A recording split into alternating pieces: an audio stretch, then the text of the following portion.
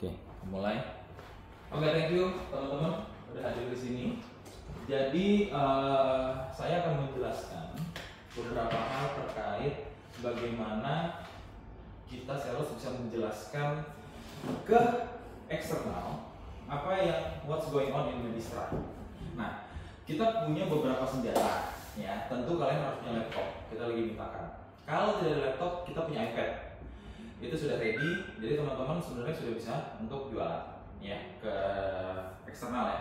Nah, jadi nanti memang saya dokter, saya tahu medis, tapi itu tidak menutup teman-teman juga bisa tahu medis dalam menjelaskan pelayanan.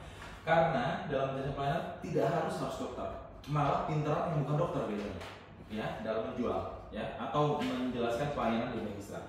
Nah, ini kita punya slideshow atau PowerPoint. Nanti aku kasih ke masing-masing tim sales. Nah, ini adalah slideshow yang menjelaskan Medistra itu apa, ya. Jadi pertama itu, slide pertama itu lokasi. Lokasi kita di mana, ya. Jadi teman-teman jangan jelasin, oke, kita di Jalan Gatot Subroto nomor 59. No seperti itu.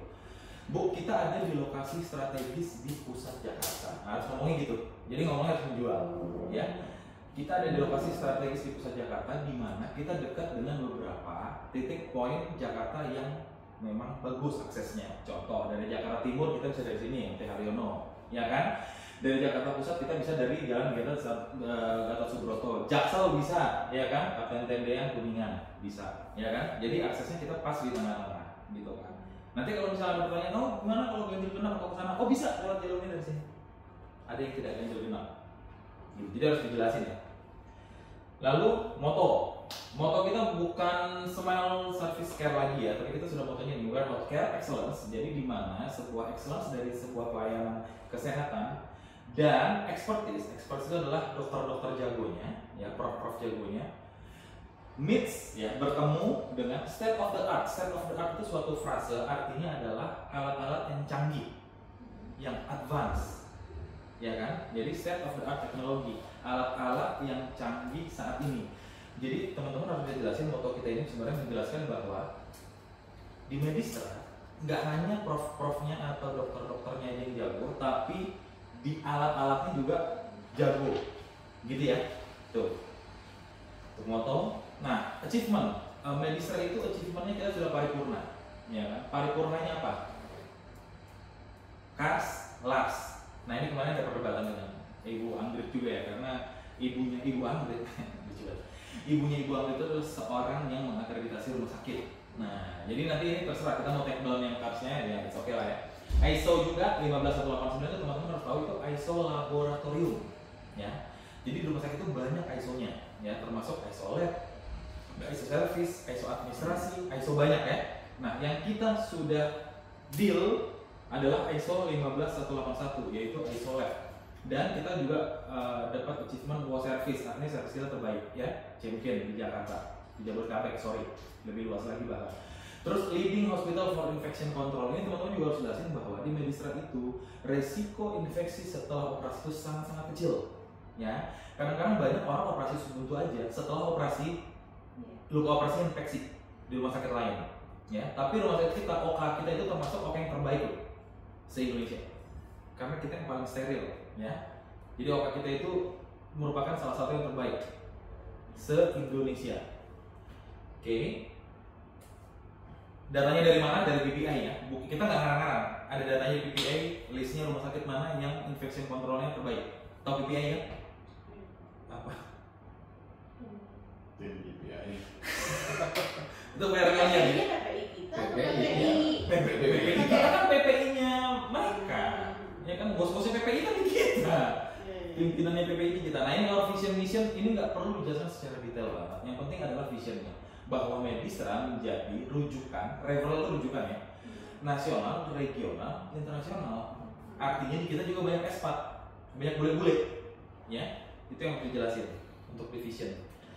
Nah, lalu ini ada bridging di mana the leading hospital with the highest, jadi bukan highest gitu ya ngomongnya, highest number of professor doctors. Jadi kita paling tinggi yang punya dokter dengan gelar profesor di rumah sakit swasta se-Indonesia. Kita punya 25 profesor dalam satu rumah sakit. Jarang ya. Ke hospital aja dalam satu rumah sakit mungkin 5 kita 25 profesor yang terdaftar SIP-nya di Medistra untuk berpraktek. Ya, boleh dijelaskan kalau teman-teman mau menjelaskan ini, ya, mau di zoom dijelaskan, silahkan. Jadi misalnya dijelaskan begini kan, oh ini dokter ini gitu ya. Nah, oke. Nah, terus kita sudah berdiri 33 tahun yang lalu. Artinya secara servis, secara experience kepada pasien itu kita nggak usah diraguin lagi, ya kan? Daripada rumah sakit baru berdiri 5 tahun atau 10 tahun atau 20 tahun. Nah, kita sudah 30 tahun. Ya. Lalu one doctor per 5 healthcare profesional. Ini apa? Nggak usah dibaca ribet. Artinya adalah satu pasien ditangani satu tim. Jadi nggak ada dokter minta suster minta tensi dong, nggak ada begitu. Suster tolong dong cek ini, nggak ada begitu. Karena sudah ada suster yang memang satu timnya untuk ngurusin itu pasien. Nah, di Medistra gitu, pembagian kelompoknya berdasarkan tim per satu pasien. Gitu. Jadi pasien ini timnya ini, susternya ini, ininya ini, dokternya ini gitu. Jadi dia udah nggak ada ini ya. Nah, ini annual kita 300.000 per tahun, ya, untuk pasien kita. Oke, ini nggak usah ada banyak penjelasan. Nah, kita diketahui halayak luar tuh apa sih Medistra ini? Unmatched expertise. Dokternya jago-jago, profnya jago-jago. Expertise itu profesor dokter ya, dan perawat-perawat ya, termasuk semuanya ya.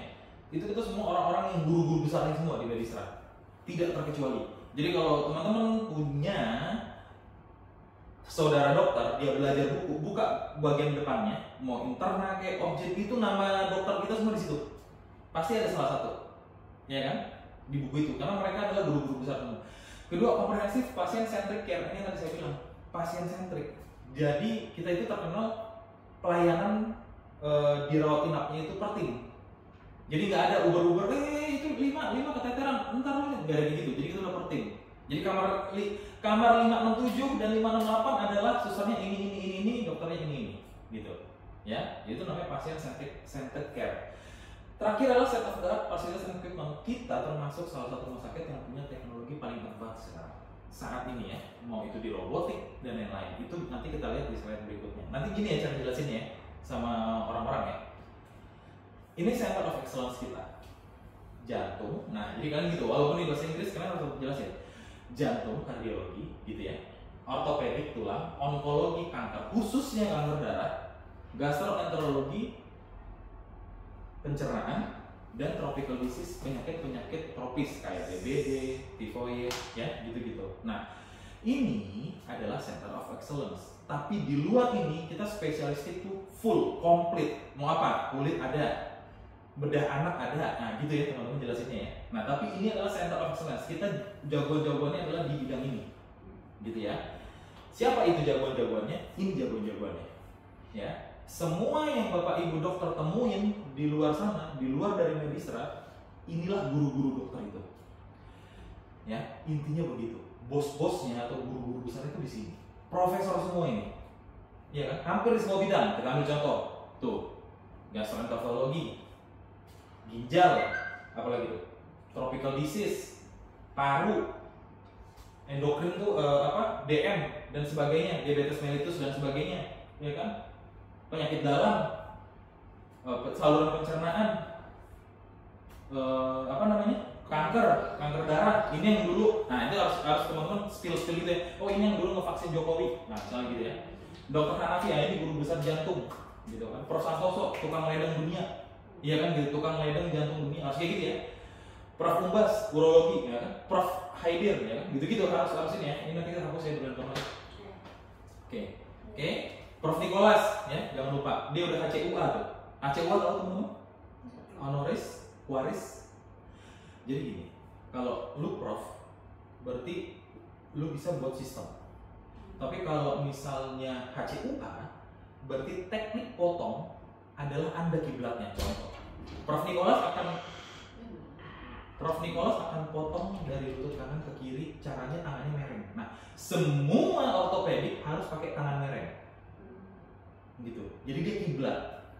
Jadi nggak boleh potongnya begini dari bawah, nggak. Tangannya harus begini posisinya ya, begini posisinya gitu. Mau ngikutin di literatur yang udah dia buat. Nah, ini alat-alatnya. nanti kita akan tulis ini apa aja. Cuman aku sih lebih suka jelasin ya. Jadi paling pojok atas itu lab. Ya, jadi kita udah pakai namanya lab itu SysMax, SYMEX dari US. Ini adalah yang dipakai di rumah sakit Mount Elizabeth, yang dipakai di rumah sakit Harvard Hospital, yang dipakai di rumah sakit England. Hampir semua rumah sakit England pakainya SysMax system. Jadi dia itu sistem pengambilan darahnya nggak lagi pakai tangan, nggak lagi pakai pinset, tapi semua udah pakai alat. Nah itu dari kiri ke kanan itu satu sistem gitu. Jadi taruh darah di sini, tuntang ke sini jadi hasil gitu. Jadi nggak ada campur tangan manusia. Artinya partikel dari manusia, entah itu batuk, rambut dan lain-lain, nggak akan terpapar sama darah. Jadi artinya keakuratannya almost 99% kalau pakai sistem SysMax. Yang sekarang paling advance untuk darah ya. Ya misalnya mau ngecek apa nih? Mau ngecek misalnya urean kreatinin, SGOT, SGPT, nah itu pakai itu. Oke. Nah yang ini adalah CBCT. Jadi ronsen gigi, tapi semua bagian di sekitaran gigi kelihatan. Beda dengan panoramik yang kita biasa lakukan di puskesmas. Kalau di puskesmas itu cuma 2D, taunya gigi doang. Nggak bisa lihat di belakangnya. Nggak bisa, misalnya ini gigi bungsunya mendorong ke depan nih, sakit, bengkak gitu ya. Nah dia nggak bisa lihat, itu dorongnya itu kalau di panoramik rumah sakit puskesmas cuma dorongnya begini doang kan, kelihatannya di kertas kan. Ya kan, kertasnya soal data. Tapi kalau ini dia tahu dorongnya ke sini kah, ke sana kah. Jadi dokternya lebih percaya diri untuk ngebedah itu si gigi bungsu gitu ya. Lanjut, nah ini bisa di zoom ya teman-teman, harus di zoom alatnya. Nah ini adalah robotik prostat. Jadi ini gunanya untuk membiopsi, atau biopsi ya. Biopsi itu prinsipnya mudah. Ada bagian di dalam tubuh kita ini yang harus dicubit atau diambil dikit, ya kan? Barangnya, entah itu prostat atau apa, terus ditaruh di bawah mikroskop dilihat itu sel kanker atau enggak. Ini ngambilnya pakai robot, jadi itu. Yang tadinya harusnya pakai manusia, pakai jarum panjang ini dan sakit. Nah ini nggak berasa. Karena apa? Dia sudah nyekan sendiri, ya kan? Udah lihat di mana targetnya. Oh di situ yang dicubit atau yang diambil sampelnya. Dia akan masuk nyuntik dengan jarum yang benar-benar tipis, helai rambut. Jadi nggak sakit. Tahu letak prostat ya? Tahu ngecek prostat? Tahu ngecek prostat? Ngecek prostat. Tahu lubang pantat? Masukin jari di atas. Nah itu letak prostat pada laki-laki. Lo nungging, oh ya anak lo cewek ya. Kalau anak lo cowok nanti masuk angkatan pasti dicek prostat. Nah masuk, nah cek ke atas. Jadi lihat nanti prostatnya di situ nangkring di dalam. Nah jadi kalau lo pakai jarum itu ditusuk dari situ ke dalam, lah gimana sakitnya? Ya kan gitu. Nah ini pakai robot dan pakai teknik biopsi yang sudah needle-nya kecil banget ya. Nah ini robot juga. Nah ini robot apa? Ini robot untuk motong tulang secara presisi. Ya, jadi tulang lutut orang biasa kan motong, jangan kalian pikir gergaji dokter tulang itu ringan ya, itu sangat berat sekali. Dan Prof. Nicholas salah satu yang tangannya paling stable nomor 2 se-Asia Tenggara saat ini. Ya, beliau itu. Jadi dia kalau gergaji itu tangannya stable, benar-benar nggak gerak gitu. Jadi benar-benar stable dia tangannya. Nah itulah makanya itu namanya skill ya. Nah sekarang udah ada robotnya. Jadi Prof. Nicholas itu hanya memandu aja, potong sini ntar ditandain gitu, lihat di kamera, potong, dia hanya mandu udah. Jadi lebih stable. Karena lebih stable, bukaannya kecil. Kalau bukannya kecil, sembuhnya lebih cepat. Makanya orang yang pakai robotik 2 hari bisa jalan, ganti lutut, ya beda sama yang pakai robotik. Lanjut, nah ini MRI kita, Philips, ya. Bedanya apa? Bedanya dia ini sudah ramah dengan pasien. Artinya apa? You bisa pakai ruangan mau ambience-nya apa? Aku suka warna kuning, pakai warna kuning. Aku lebih tenang pakai warna hijau, pakai warna hijau. Aku lebih tenang ada suara laut-lautan di tepi pantai, pakai suara lautan di tepi pantai ya. Karena hasil MRI semua sama, mau 3 Tesla, 6 Tesla, 10 Tesla, semua sama hasilnya. Ya, hampir sama, beda paling dikit-dikit doang. Ya. Kayak iPhone 15 sama 16, kira-kira begitulah bedanya. 1,5 Tesla, 3 Tesla, 7 Tesla, 10 Tesla sekarang. Sekarang lagi 10 Tesla. Itu hanya kekuatan dari si magnet. Bukan menandakan gambarnya akan jadi lebih bagus, bukan. Jadi jangan berpikir, oh gua bangga kan gue MRI kepala 10 Tesla, semua udah kelihatan sampai sel-sel yang enggak. Bisa juga miss di 10 Tesla. 10 Tesla itu hanya kekuatannya. Artinya kekuatannya itu apa? Potongannya lebih detail, itu aja. That's all. Tidak ada gambarnya lebih bagus, lebih HD, no. Ya. Terus ini yang MRI SOT. Fungsinya apa? Kita bisa fungsikan juga untuk ini karena orang-orang yang claustrophobic, yang takut ruangan gelap ini kan masuknya kayak liang lahat ya, gitu ke dalamnya, takut kayak kuburan, masuk kuburan, ini kan ke alam baka ya. Nah ini kita ada yang nggak usah pakai masuk liang lahat nih, ya. Jadi dia ditembaknya dari atas. Tapi ini memang dikhususkan untuk sendi-sendi, ya, sendi tangan, sendi kaki, dia bisa melihat lebih presisi. Kenapa bisa dibengkok-bengkokin begini? Why? Supaya untuk menarik, karena kalau posisi kita sendinya ketarik begini sama kita tiduran beda. Kalau ketarik dia ada jarak jadinya di sendi. That's why ini bisa dibengkokin, apa ditidurin di baring gitu ya, untuk melihat sendinya lebih presisi. Oke, ini alat. Nah, ini yang perlu teman-teman step bahwa ini saya satu-satunya di Jakarta punya Medistra. Namanya Magnetic Resonance Elastografi atau disingkat biasanya MR atau MR elastografi. Fungsinya apa? Elasto artinya elastis, grafi artinya gambar. Jadi melihat keelastisan gambar. Dari gambar apa dok? Dari gambar si hati. Nah hati itu biasanya elastis, kenyal. Kalau keras artinya hatinya sudah rusak. Fungsi hati apa? Google sendiri ada 23 fungsi hati di tubuh. Jadi kalau itu rusak 23 itu nggak berfungsi. Tinggal nunggu mati. Nah sekarang Tuhan menciptakan hati itu nggak cuma segumpal begini aja, tapi gede. Artinya kalau dia rusak, nggak langsung rusak, blok semuanya gitu. Ada bagian-bagian yang rusak. Ini yang warna merah. Sudah rusak. Artinya kalau hati sudah rusak, pernah lihat hati sapi? Kenyal. Kalau udah rusak, dia akan keras kayak batu. Nah itu yang merah, itu udah kayak batu. Yang kuning udah mau kayak batu, tapi belum kayak batu. Yang hijau masih kenyal. Nih, sih? Kalian harus bisa jelasin itu ya nanti. Apakah bisa merubah yang kuning menjadi hijau lagi, yang ini menjadi hijau? Bisa. Pakai namanya obat antifibromyelitic agent. Itulah kerjaannya Dr. Lesmana.